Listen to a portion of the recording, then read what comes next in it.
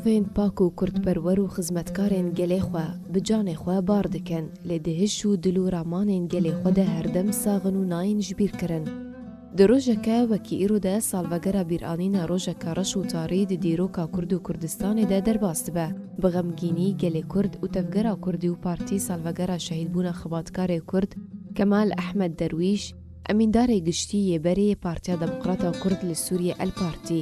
Her wiha hevalê wî yê xebatê serkirdeyê Kurd Şeyx Mus Yusuf endamê berê serkirdeyetiya Partiya Çepiya Kurdî li Sûriyê ku her du partiyên wan jî îro bi Partiya Demokrata Kurdistan Sûriya naskirîne tînin bîra xwe. Ji ber ku rejîma Sûriyê di sala 1961 de bi sedê hezaran malbatên Kurd ji regiznameya Sûriyê bêpar kirin. Stemkariyek mezin bi ser Kurdan de sepand. Di encama wê kiryarê de û bandora wê li ser milletê Kurd de, xebatkarê Kurd Kemal Ahmed Derwîş û hevalê xebata wî Şeyx Mus Yusuf piştî ku serkirdeyetiya Hevpeymaniya Demokrata Kurdî li Sûriyê di wê demê de şandek bi serkirdeyetiya wan destnîşan kir. Ji wan xwest ku bi emîndarê Şaxê Hesekê yê Partiya Behsa Desthilat li Sûriyê Abdülazîz Neîmî diriya Hesên Omer re endamê Polîtbûroya Partiya Şiûî Sûrî yekbûyî wekû navbînkar re bicivin. Rahiştina barê milletê xwe yê Kurd û wê doseya ku millet hêviyên xwe bi çareserkirina wê pirsgirêkê biçûna wan ve girê dabû berê xwedana Hesekê. Li emîndarê Şaxê Hesekê yê Partiya Behs li soza xwe xwedî nederket, ji hevdîtina xwe bi wan re da paş û neciviya. Demavegerê ji Hesekê bo Qamişlo. Otomobîla taybet ya Kemal Ahmed Derwîş li ser rêya navdewletî êvara sê mijdara sala 1996 li nîzî cadeya Hesekê Hemûdê rastî lêdana barhilgirekî hat. Li encamê de Kemal Ahmed Derwîş û Şeyx Mus Yusuf jiyana xwe ji destan û şehîd ketin. Ku tenha tevgera Kurdî te kes dike ew bûyer pîlan kirîbû. Da ku bi beşdariyeke berfireh jalê tevgera Kurdî û milletê Kurd û hevalên kar û xebata wan ve li bajarê Qamişlo û Cizîrê li Kurdistana Sûriyê.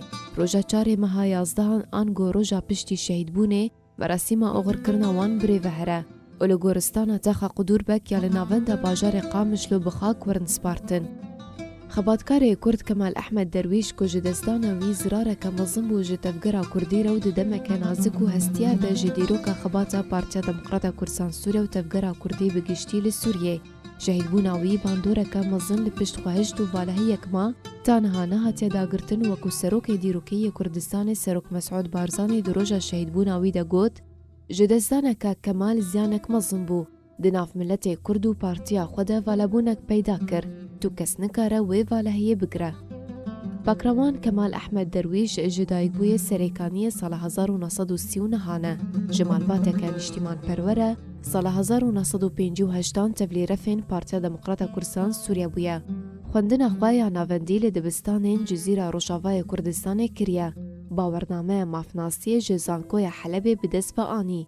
Li Qamişlo çend salan wekû karmendekî normal kar kir. û pişt re bû serokê nivîsgeha tomarkirin û belgekirina mal û milkên welatiyan li bajarê Qamişlo bi danûstandina xwe ya xweş û rastbûna xwe di karê xwe de dihat naskirin. Piştî ku tevlî karê partî bû bi çend salan karê xwe demekî rawestan, lê di destpêka sala 1970 de car dî tevlî kar bû û cihê xwe di Encûmena Herîmî ya Partiya Demokrata Kurdistan Sûriye de girt. Di Kongerê Partiyê di duan de sala 1977 de ji endamtiya Komîta Navendî re hate hilbijartin û pişt re wekû endamê Polîtbûroya partî di heman salê de cihê xwe girt. Di dawiya sala 1978 de bû sekreterê partî ta Kongerê heftan, da ku bi dengdana hemî hevalên xwe wekû yekemîn emîndarê giştî yê Partiya Demokrata Kurdistan Sûriya hate hilbijartin. Di hilbijartinên qonaxa yasakirinê ya pêncan de wekû nûnerê tevgera Kurdî li Kurdistana Sûriyê ji endamtiya Encûmena Gelê Sûriyê re salên 1909 û 1994 hate hilbijartin.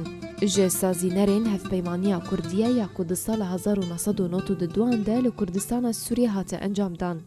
Di berdewamiya jiyana xwe de xizmeta milletê xwe yê Kurd û doza Kurdî û mafê Kurdan yê netewî bi wefadarî û şanazî kir û berevanekî kêm nimûne bû. Xebatkarê Kurd Kemal Ahmed Derwîş xêzandar bû pênc zarokên wî hene. Her wiha Bakraman Şeyx Mus Yusuf ku bi heman karî û armancê li gel hevalê xebata xwe Kemal Ahmed Derwîş şehîd ket. Yek ji xebatkarên Kurd ku ji dayîkbûyê sala 1948 gundê Qetraniyê yê ser bi navçeya Çil Axa li devera aliyan ve ye. Ji malbateke cotkar û kurdperwer e خوندنا خویا ناوندی لدبستان جزیره کربو. سال 1965 ده تبلی پارتیا چپیا کردی لسوریه ببو. سال 1987 ده جه اندامتیا کمیتا ناوندی را هاتبو هلبجارتن. پشتره سال 1993 ده جه پولیت بیرویا پارتیا خوره هاته هلبجارتن. کو پشتره ناویوی بو پارتیا آزادی و پشتی کنگره یک بونه لحولیره لگل هر سه پارتین دن ایرو یک پارتی تینا ناس کرن و او جی پارتیا دموکراتا کردستان سوریه. جه سازینرین هفپیمانیا کردی بو. سال 1992 ده کارد کمیته بلندی هفپیمانیا دموکراتی ده وکو اندامکی کر. شهید بونا وان هردو سرکرده و خباتکارین کرد باندوره که مزن لملت کرد و تفگره کردی کر. تانها بریز کرتن و شانازی سالوگره شهید بونا وان تیوجاندن و پارتیا وان جی دکار و خزمت آگل کرد و دوزا کردی ده پیشنگ و بردوامه. دریانه که سیره جی نونراتی گلی کرد لو روشاوای کردستان و لسر آستا نافدولتی و هریمی دیکه و لسر ماسی نافدولتی و لگل ولاتین زلهیز دوزا کردی دشوپین و لسر چسپاندنا مافین گلی کرد دستوریا نو درجده. شهید کمال و شهید شیخ موز جی ده هر دهش و دل گلی کرده ساق بمینن و ناین جبیر کرن.